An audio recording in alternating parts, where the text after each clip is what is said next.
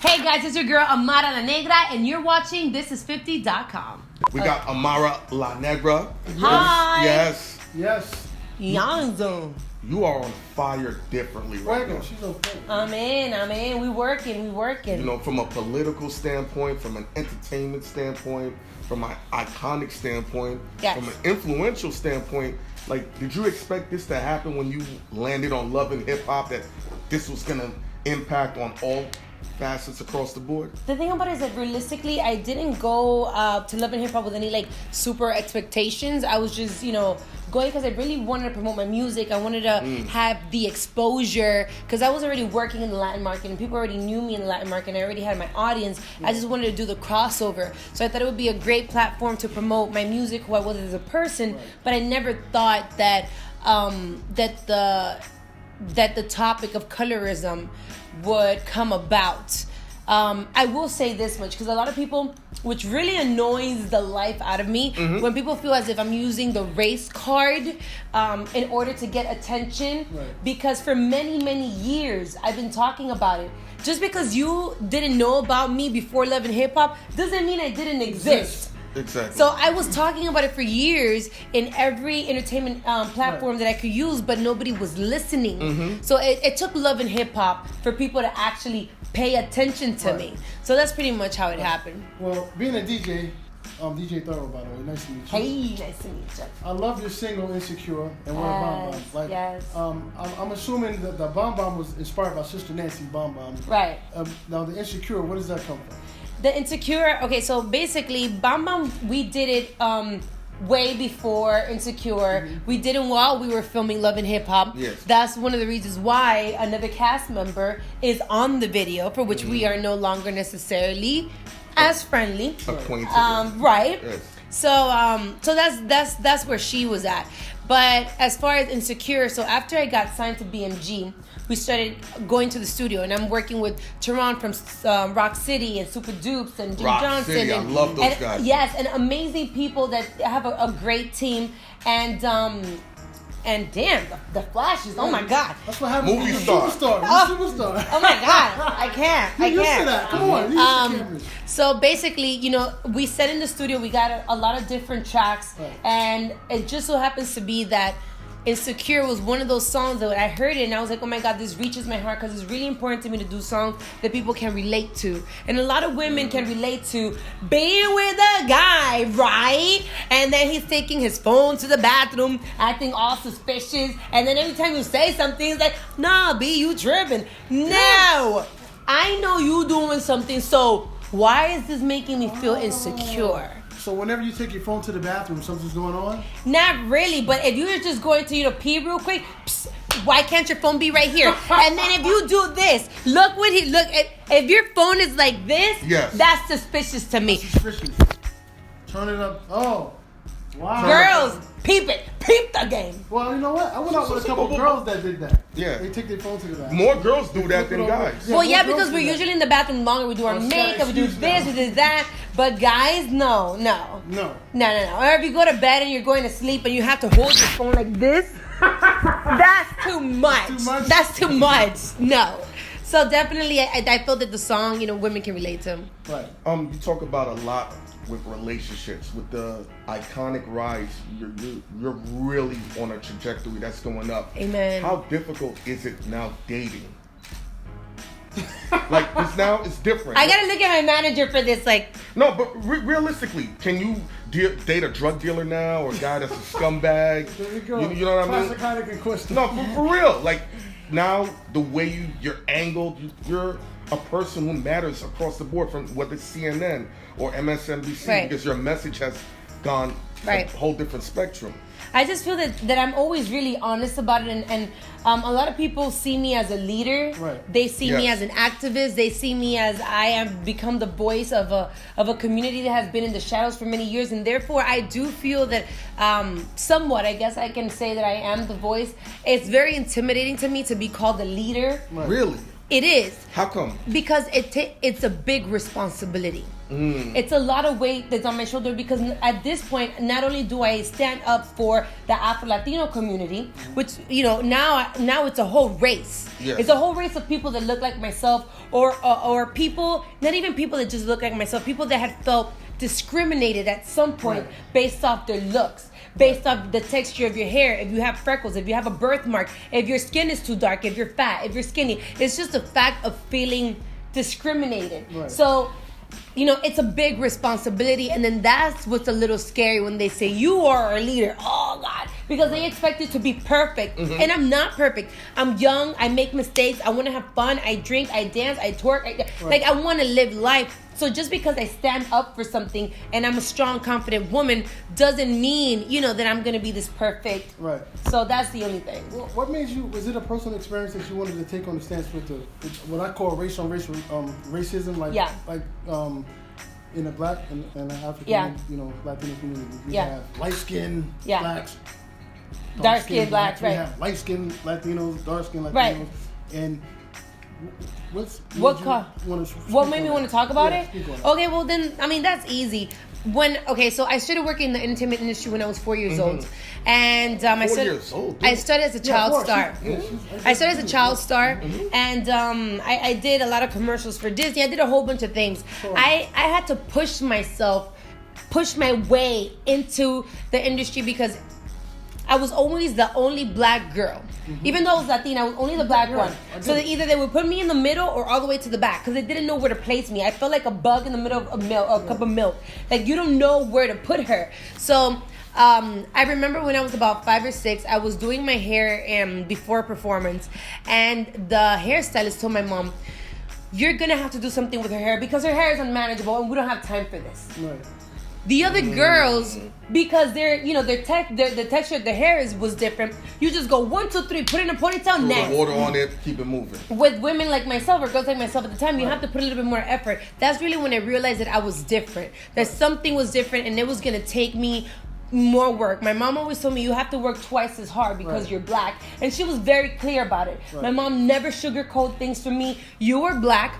This is what happens. As much as I love you, you're gonna have to deal with it. Right. So, well, not even that. Speaking of hair texture, I don't say coarse hair or whatever. Right. Coarse hair was not designed to be straight because it's not straight. Right. So you're supposed to wear braided styles. Your hair was designed for braided styles. Right. So what happens is a lot of black women try to adopt the European way of looking and straightening their hair, and they call it unmanageable because their hair don't look a certain way, and it's like self-hate. Right. And at the same time, I want to be clear about this too. If you wear extensions, weave, straight hair, whatever the case may be, do whatever makes you happy. Right. Like, I'm not criticizing that because people will use the smallest thing I say and make it a thing. Because they did that with your hair. They were trying to denounce it because they don't feel like it's a pure afro. And, okay, so your hair is not pure either, but you don't see me criticizing you. Right. The issue is when I decide to embrace something that is mine, and if I want to add extensions to my hair and still represent a fro, why is it such a big issue? Right. Because the standards of beauty is that in order for you to be beautiful, you must have straight hair. Right. What is your nationality? So I was born and raised in Miami. Little Havana? Hialeah. Oh, okay. My parents are Dominican. Okay. My culture. That's my culture, my heritage. I'm Dominican, Latina. Understood. The Afro-Latina, which is a big discussion, basically means the Afro part, African descent. Exactly. It means that I'm dark-skinned. Just like there's a lot of Latinos, she could just say, I'm Dominican or I'm Latina. That's fine. In my case, I am Afro-Latina because of the complexion of my skin. Right. Because your mission, one of your missions, right, not to marginalize you, is to go beyond skin color. And Dominican Republic has had that history of going against people from skin color, whether it's amongst their own people. Yeah, we're racist we're racist amongst each other. Like, how did you deal with that? Because that's more now internal, more so than the music business. And I think that's something people haven't touched on with you. Well, you know, that's the thing, that nobody wants to talk about it. People want to maintain it like a taboo topic, and let's not talk about it because it's sensitive. That's political. That's this. I don't care. I want to talk about it. We need to talk about it. Because my parents are Haitian, but I got, we got the, you know what I'm saying? Right. You know how the history has gone from when 1937, when the Haitians tried to go across, they were getting killed, and in 2015, but also Haitians occupied Dominican Republic. And they killed a lot of Dominicans as well. Killed a lot of Dominicans. Right.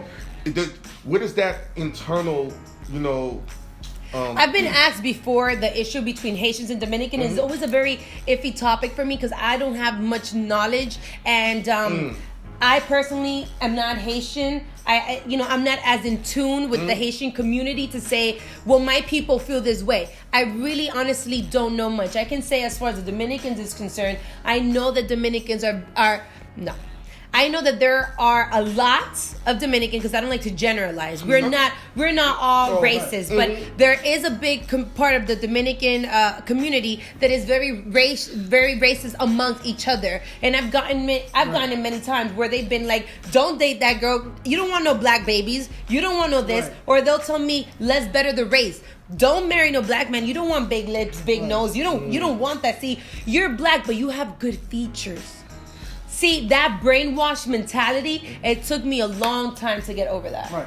Speaking of that, I think, in my opinion, the biggest display of self-hate in his Dominican is Sammy Sosa. How do you feel about Sammy Sosa bleaching his skin till he's damn near whiter than the color itself? The thing about it is that, like I said, the brainwashed mentality of the European features and everything that's better, because I always want to clarify, there's Afro-Latino history is similar to the African American history, but it's not the same. We haven't been through the same struggles. We've been through similar struggles, but different. Right. So when I think about people like Sammy Sosa, I feel like it's not just about Dominicans. There are 1,000 Jamaicans. There are hundreds of Haitians. There's a whole bunch of black people that feel the need to use bleaching creams and all these other things because they don't want to look a certain type of way. The same way that for a long time, I was scared of even having children. I didn't. Really? Yeah, I was scared of having children because obviously I know, not anymore, but at a moment in my life, I was like, I know I'm going to have black children. And if I've been treated like this, I'm afraid what they will do to my children. Right. So you have to get over that mentality, but then how do you get over it if you're not doing anything about it? Right. Therefore, I'm going to use my social media platform. Every interview that I have, I'll promote my music and who I am and what I do, and then I'll talk about the topic because this is the only way we can progress. You hit it dead on the head. That's why a lot of people, they try to run from the fact that they're dark skinned or they're black. They want to change it because everything associated with being dark skinned or black, it's bad. You get whipped. You get discriminated against. Yeah. You're a slave. Nobody likes you. You get picked. You don't get jobs. The cops. Oh my God, you're black. You get stereotyped. Everything associated with being dark is bad. Right. So nobody wants to claim it. That's what it is. Now, as your message is expanding and your music sounds good too, that's what I like about you as well, because you sound great. You're going in a super direction. Thank you. The way you're maneuvering right now, like, what is the ultimate agenda as of right now? As a matter of fact, I have to say this that happened to me recently. I don't know if you follow me on social media, and if you don't follow me, Amara, Negra, thank you very much. Bang, bang. I don't know if you follow me or not, but if you saw, I recently came on the cover of Latina magazine, right? Mm-hmm. Congratulations. Thank you. Definitely. But I also posted many covers, or almost every cover that Latina magazine ever had, and never in their 30, 40, 50 covers had they ever had an Afro-Latina. Right. Every single person in that cover, which I admire because they're very talented people, amazing talent, amen. But it just made me feel as if, for those that say that colorism doesn't exist, for those that say, Amara is so annoying, that's all she knows how to talk about, is she going to keep talking about it? It just made me feel as if, do you see what I'm talking about? Right. Look at this cover. Look at this one, this one, this one, this one, this one, this one, this one. And never, not even in the inside, do you see people like myself. So it's the reasons why I fight so hard for it. And I felt that was one step further into opening that door, into opening that gate. What changes can be done? That putting people like myself in magazine covers, in soap operas, in movies, which we're never ever in any movies unless it is to be killed, gangster, raper, slave, anything that's bad. So those are the steps that I need to see happening in order for me to say, okay, well, some difference has been made. So as far as agenda is concerned, I'm focused on my music. Sounds great. Thank you so much. I just recently put out my first single, Insecure, which is my crossover song, Insecure. I'm working on my EP. I'm working on a book deal as we speak. I'm working on scripted and unscripted series for the American and Latin market. Just finished recording the first episode of my TV show, Girl Talk. I have a lot of things on my plate. I have a shoe line that I'm working on. Let's go. And I'm working on something that's really important, I think, for what I stand up for, which is to embrace who you are, period. Has being on Love and Hip Hop, from your perspective, has it helped or hurt you? Of course it has helped, most definitely. Because that was considered the graveyard. Your career was over. No, you know. It was that stigma for a minute. You know why is it a stigma? It's because of the people. It's because of the people. It's not the show. People love to blame the show when they don't know how to manage it. Just like some people, and I won't say names, right? Hair flip. Some people will say, oh, the show made me look like the enemy. The show made me look like the bad guy. It wasn't the show. It was your mouth. It was your actions. Because Love and Hip Hop doesn't tell you what to say. They don't tell you how to react. They don't tell you flip up a table, throw a drink, and act crazy. They don't tell you that. All they do is that they place you in an environment in which you may feel uncomfortable. What you do in that space is up to you. So if you are smart enough to conduct yourself properly, get your message across, and use the platform, then you can succeed. Any rumors or truth to the fact that you might be a permanent co-host on The View? No. I would love to see it. Yes. You speak very well. You come Thank from you. A perspective that's actually needed. And you speak to a younger demographic that stretches into an older generation. Right. So it would, sometimes you need that new energy. Actually, if the opportunity was offered, I would love to take it in consideration. Like I said, I'm currently working on my own show, which is Girl Talk. Which, by the way, Girl Talk is so lit because it's... Break it down for us. Okay. So Girl Talk, it's completely R-rated. Nice. Yes. Dope. As it should be. Yes. We talk with no filters. We talk about all the taboo topics that nobody wants to discuss. Such as, give us an example. Let me try to be as nice and clean as You possible. gotta be clean on here. This is rated R too. Yeah, I have to look at my manager first. Julian. Thumbs up. Thumbs up. Okay, so basically, we talk about all types of sexual activities. It can be from, for example, and this is a really good one. This is a really good one because I just went through it, so I have to put it out there. So, and I'm going to put a little snippet on my Instagram as well. Dope. The behind the scenes of Girl Talk. I am having nodules on my vocal cords because, I've been doing a lot of work. Literally, I don't sleep. I go back to back to back. Fly here, fly there. I'm doing everything. It out because it's gonna hit you. Yeah, it's already hitting me. So then I ended up having to go to an ENT in Texas, and while he's checking me out, you know me, because my head goes everywhere, and I was like, I have a question. If you do a lot of deep throat, if you suck a lot of dick, does that affect your vocal cords? Isn't that a good question though? I don't suck dick, so that's not a good. That's what it's called Girl Talk. Right. That's what's called Girl Talk. But at the same time, you guys might want to hear this too. Right. Do you think it affects or not your vocal cords? Like if you're just shoving it in there. Let me think of an R&B singer that was a big time dick sucker. Who? No. Let me think here. What about you? Okay, so do you think it would affect or not? It depends on the size. Ooh, good point. See? And then, but she might like to get choked. Because women like getting choked. Yeah. Like she's sucking it. I like to get choked a little bit too, but it depends. You don't want to kill me, but actually, it does affect. The ENT said that obviously your throat is not meant to be stretched or beat like that. I got a question. Why do women don't want to get choked? Hold on, I got a question. Why do women don't want to be choked in a fight but choked in sex? What is that? Well, because it comes from a sexual place. It comes from a sexual place. It doesn't come like you're trying to kill me. So it's okay. So basically, girl talk, we have all those type of topics. We talk about anal sex. We talk about orgies. We talk about threesomes. Right. We talk you about ever been to anything. a swinger party? No.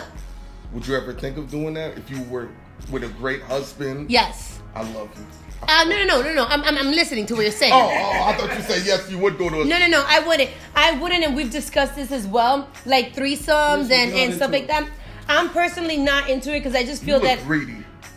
I just feel like it should be one-on-one. Like, I'm willing to do... Look at me.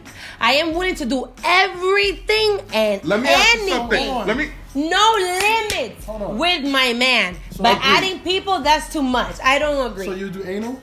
Yeah, she spoke about it. Yeah, we've spoken about the show. Yeah. Yo. Let me ask you this, though. There's this thing going on. Okay, so this is going beyond girl talk. No. But, okay, this is what the show is about. This is my last question. So you see how everybody wants to talk about girl talk. Stay tuned, girl talk, Ellen. This is my last question. There's this new trend. I learned this with Spanish women. Go. It's okay. Do you enjoy a man spitting in your mouth? What? I do this. I'm not. I don't mind. It has to be done in a certain way. I don't mind so much as spitting in the mouth, but I'd rather you to spit in my face. Thank you. Now we seen you with Usher, and what's going on with that? Hold on. Well, hey, stay tuned to Girl Talk. The show is coming real soon. Where can they find the show taboo. At, too? Well, right now we're negotiating with a couple of networks. Beautiful. So. Well, we seen you with Usher in the passenger side. What was that? And he happens to be a hidden Haitian, but we'll let him slide. What's up with that? He happens to be a what? A hidden Haitian. A pretend Haitian. He won't claim that he's Haitian. Oh, okay. Yeah. So, but any y'all connecting on music? That's gonna be your boo. What's going on?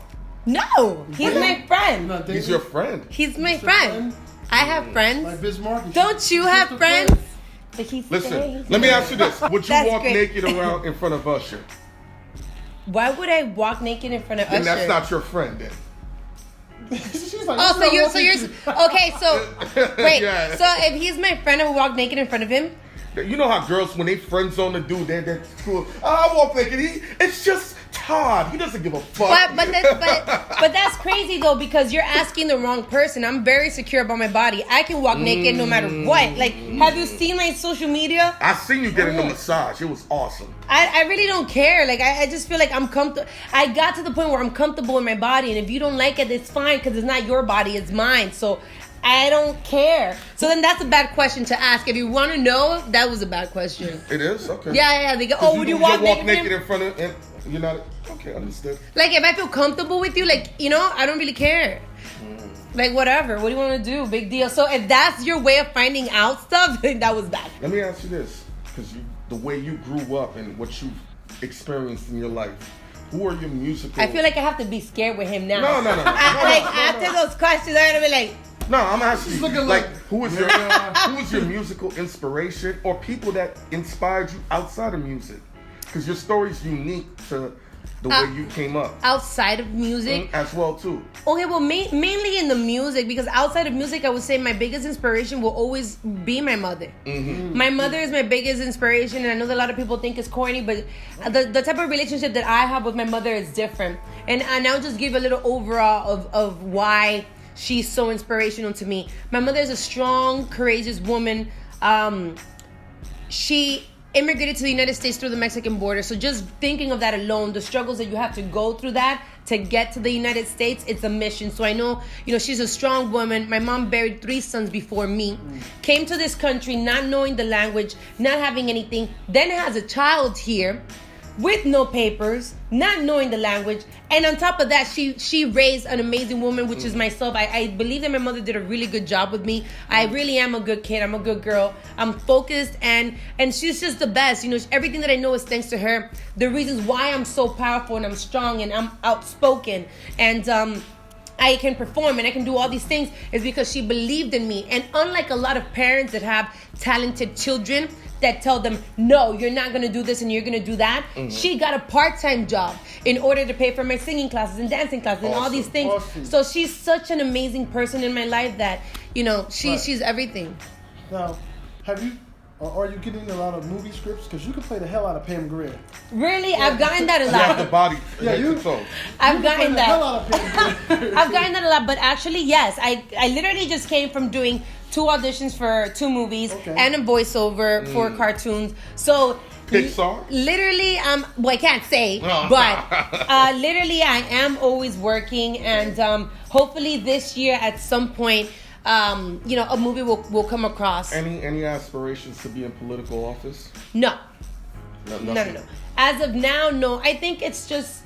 You're extremely young. That's why. So when your career gets to a certain point and you care about activism on a different level, I think that's a great transition. You know what? I'd rather just do it from my heart and just do what I do. And if I have the money to literally go and not even buy your house, build you a house, do a school, do this. I admire Akon so much for the things that he's actually doing, and he's not even doing it looking for, for the attention or looking for nothing. He's doing it out of his heart. So that's really how I feel that you can make a difference. Because once you get into these political things, it becomes a business. And somehow you can, you can lose focus of what your purpose really was originally. Right. Like when Trump said those things about all the countries, like what went through your mind? I most likely felt the same way that you do, and the way that you do, and the way that a lot of immigrants felt and feel. And I just feel that I never like to talk about politics, but I'll say it like this. I believe that God's timing is perfect and everything happens for a reason. Some people are meant to come into people's life to teach people a lesson. Wake up call. Sometimes we may need it. Right. And if we're smart about it, it should make us get together, unite power, unite forces, and come together as a whole to understand that change does need to be made. So, sometimes it is important to... The reason why I only ask is because you are a person that people are looking up to. Yes. And I feel like you can give them a different level of positivity that can help catapult people. That's really the angle I'm coming from with it. That's why I asked you about I mean, like I always say, with the good comes the bad. Don't think that I get just all love. I get mad Negra notes all the time from my P.O. box, which I have, or from my DMs. I get stuff. Like with the good comes the bad. I have a lot of pressure besides just my music and what I do. Because a lot of people don't like to see you, encouraging black people to stand up and feel good and love your big lips and love who you are and love your melanin, and there's nothing wrong with that, and it's not even just about dark skinned people, because my mom is lighter than me, but my father is very, very, very, very dark. He's way darker than I am. So in my family we have such a big mixture. On my mother's side, they're lighter, their features are different, but on my father, they're big, they're strong. The women are small waist, big legs, big. So I'm saying, I don't never want people to feel as if Amara's just standing up for black people. I think that's going to be one of your legacies. Amara stands up for everyone. It's a general thing. And after Love and Hip Hop and what happened with Young Hollywood, my message really became to never feel as if you should change who you are, the way that you look to fit society's standards of beauty. You're beautiful the way that you are, and you need to embrace that, because that's the only you will ever have. Right. I love it. Now, when are these dolls coming out with the different hair textures? The kids, these little girls need that, because they grow up, all they see is the opposite, and that's why they think you have to look like that. Right. I'm actually working on that right now. It's a working process, because I thought it would be faster, but it takes about a year to really get them all done by bulks and properly done. So it's gonna take me a second, but I really, really am trying to force myself to have it done for Christmas. For Christmas, okay. I'm trying.